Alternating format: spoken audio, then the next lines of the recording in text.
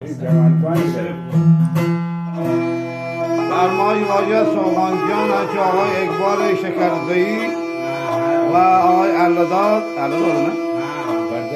آقای علاداد پردیس و هنچو عزت جان و آقای کشمیر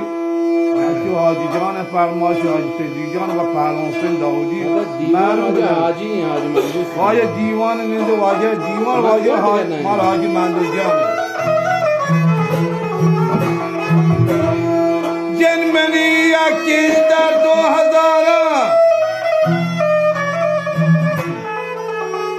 جنمنی یکی در 2000